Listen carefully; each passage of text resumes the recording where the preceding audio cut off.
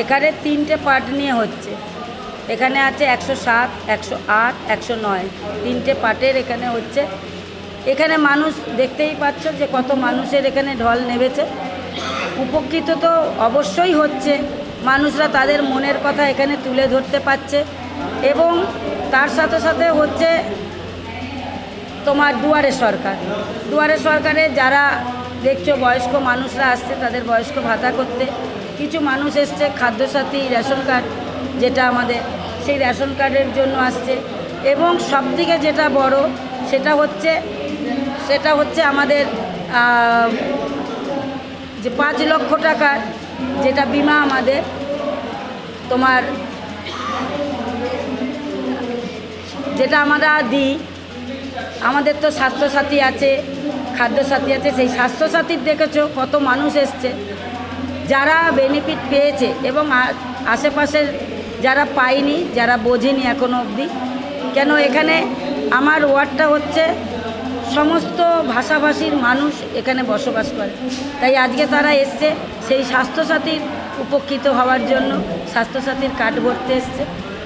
আর যারা আমাদের পাড়ায় আমাদের সমাধানে তারা এসে বিভিন্ন রাস্তা যেখানে জল জমছে বা ড্রেন বা কেউ বলছে সিসিটিভি ক্যামেরা, হ্যাঁ, এই ইত্যাদি নিয়ে তারা তাদের মনের কথা এখানে তুলে ধরছে। এইটাই সবথেকে বড় জিনিস যে আমাদের মুখ্যমন্ত্রী মমতা বন্দ্যোপাধ্যায় তার মস্তিষ্ক দিয়ে যেটা বার করেছেন, আর একটা উপহার দিয়েছেন আমাদের পাড়ায় আমাদের সমাধানে।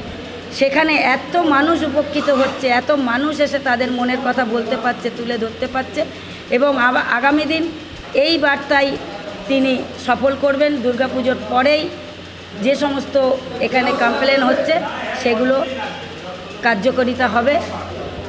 সবাই তো চাইবে নিজের ওয়ার্ডকে সুন্দর করে সাজাতে। আমার তো আশা পূরণ করব মানুষের ভালোবাসা দিয়ে। মানুষের যে সকল চাহিদা, যে সকল আশা আকাঙ্ক্ষা, সেগুলোকেই তো আমার কার্যকরী করে তাদেরকে উপহার দেওয়াটাই আমার কাম্য। আমি জনপ্রতিনিধি হিসাবে আমার ওয়ার্ডের মানুষকে নিয়ে আমি অনেক গর্বিত এবং তারা যে সকল আমাকে এসে অভিযোগ করেছে আমাদের এইটা করে দিতে হবে, এটা করে দিতে হবে, সেগুলো সবটাই মোটামুটি করে এসেছি।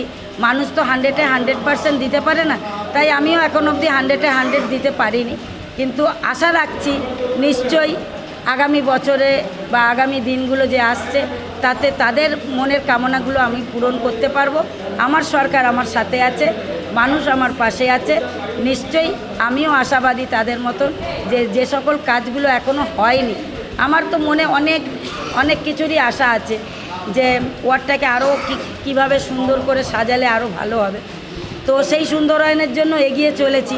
তো যেভাবে মানুষেরও অভিযোগ, মানে তাদের এটা ভালোবাসার অভিযোগ তারা তুলে ধরছে, আশা রাখছি যে আমার সরকার এবং তার সাথে থাকা আমি একজন কর্মী, সেই হিসাবে আশাবাদী যে এই কাজগুলোও আমরা সফল করতে পারব মানুষের ভালোবাসা নিয়ে, ভালোবাসা রেখে।